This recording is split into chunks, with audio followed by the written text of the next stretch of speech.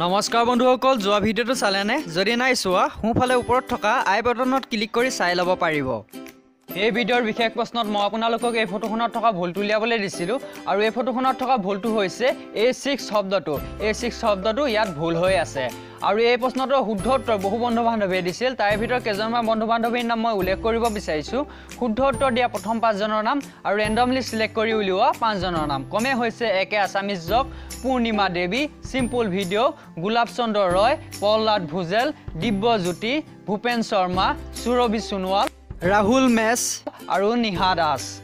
তেওঁলোকৰ লগতে এই চেনেলটোত থকা সকলো ফেমিলি মেম্বাৰলৈ মোৰ ফালৰ পৰা নৱবৰ্ষৰ আন্তৰিক শুভেচ্ছা জ্ঞাপন কৰিম। আৰু আজি বিশেষ প্ৰশ্নটো মই আপোনালোকক ভিডিঅ'টো শেষৰ ফালে সুধিম, গতিকে ভিডিঅ'টো শেষলৈকে চাই থাকিব।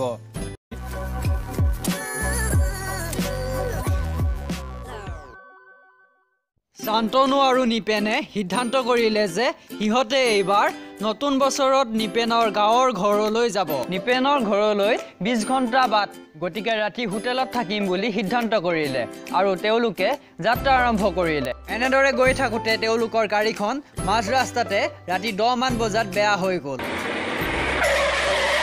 এই সময়ত গাড়ীখন ভাল কৰিবলৈ কোনো ব্যৱস্থা নাছিল, সেইকাৰণে তেওঁলোকে ৰাতিটো গাড়ীতে কটাম বুলি সিদ্ধান্ত ল'লে আৰু সেই সময়তে শান্তনুৰ মূৰত কোনোবাই আঘাত কৰিলে আৰু সি বেহুচ হৈ গ'ল।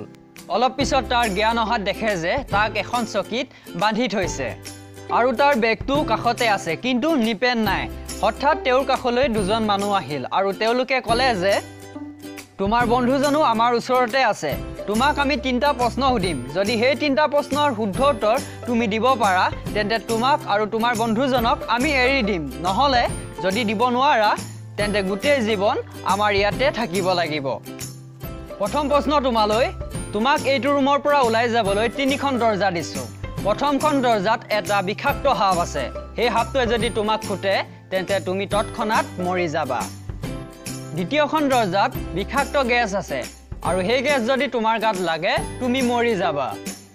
আৰু তৃতীয়খন দৰ্জাৰ ওপৰত 100 কেজিৰ এটা লোহৰ দগা আছে, যেতিয়া নেকি সেই দৰ্জাইদি কোনোবা যায় চেঞ্চিভিটিৰ সহায়ত সেই দগাটো পৰি যায় আৰু মানুহজন মৰি থাকে।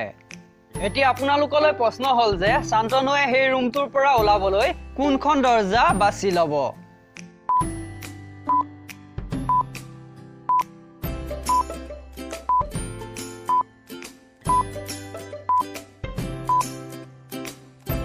বন্ধুসকল, শান্তনুৱে 3 নম্বৰ দৰ্জাখন বাছি ল'ব, কাৰণ তাৰ ওচৰত এটা বেগ আছে আৰু সি সেই বেগটো দৰ্জাখনৰ ওচৰলৈ দলি মাৰি দিব। তেতিয়া চেঞ্চিভিটিৰ সহায়ত ওপৰত থকা দগাটো তললৈ সৰি পৰিব আৰু বেগটোৰ ওপৰতে পৰিব। তেতিয়া সি লাহেকৈ দৰ্জাখন খুলি বাহিৰলৈ ওলাই যাব পাৰিব।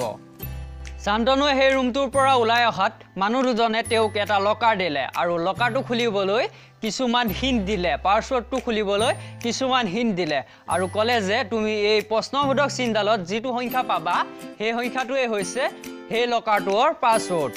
আৰু এতিয়া আপোনালোকে ক'ব লাগে যে এই লকাৰটোৰ পাছৱৰ্ড কি? আপোনালোকৰ হাতত 10 ছেকেণ্ড সময় আছে। যদি আপোনাক অধিক সময়ৰ প্ৰয়োজন হয় তেন্তে ভিডিঅ'টো প'জ কৰি ল'ব।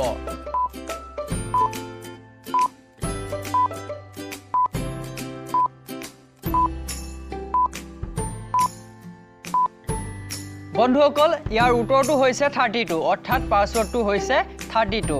কেনেকৈ হৈছে মই আপোনালোকক বুজাই দিছোঁ, চাওক। 4 বৰ্গ 16 প্লাছ 5ৰ বৰ্গ 25 মাইনাছ 6ৰ বৰ্গ 36 সমান 5।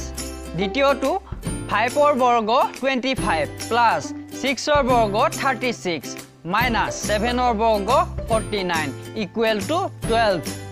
অন্যটিও একেটা নিয়মে প্ৰযোজ্য হৈছে। এতিয়া আমাক কৰিবলৈ দিয়াটো কৰি চাওঁ আহক। 7ৰ বৰ্গ 49 প্লাছ 8ৰ বৰ্গ 64 মাইনাছ 9ৰ বৰ্গ 81 ইকুৱেল টু 32। গতিকে ইয়াৰ উত্তৰটো হৈছে 32। 3 নম্বৰ প্ৰশ্নত মানুহ দুজনে শান্তনুক এই ফটোখনত থকা ভুলটো উলিয়াবলৈ দিলে। যদি আপোনালোকেও পাৰে তেন্তে উলিয়াওকচোন ইয়াৰ ভুলটো। আপোনালোকৰ হাতত 10 ছেকেণ্ড সময় আছে।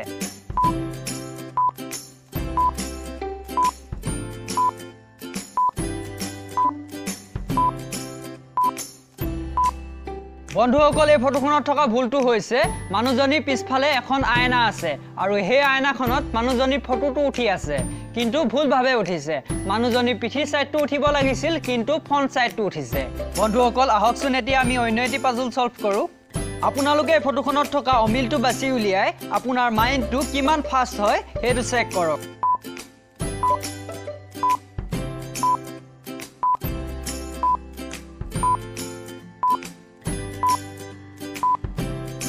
বন্ধুসকল এই ফটোখনত থকা অমিলটো হৈছে এইটো আৰু এতিয়া সময় হল আমাৰ আজি বিশেষ প্ৰশ্ন সোধা প্ৰশ্নটো হৈছে আপোনালোকে ইয়াত এটা ক্যালকুলেটৰ দেখিব পাইছে এই ক্যালকুলেটৰটোত কি ভুল দেখিছে আপোনালোকে তলত কমেন্ট কৰি জনাওক যি সকলে শুদ্ধ উত্তৰ দিব সেই সকলৰ নাম মই অহা ভিডিঅ'টো উল্লেখ কৰিম গতিকে আজিলৈ নমস্কাৰ জয় আই অসম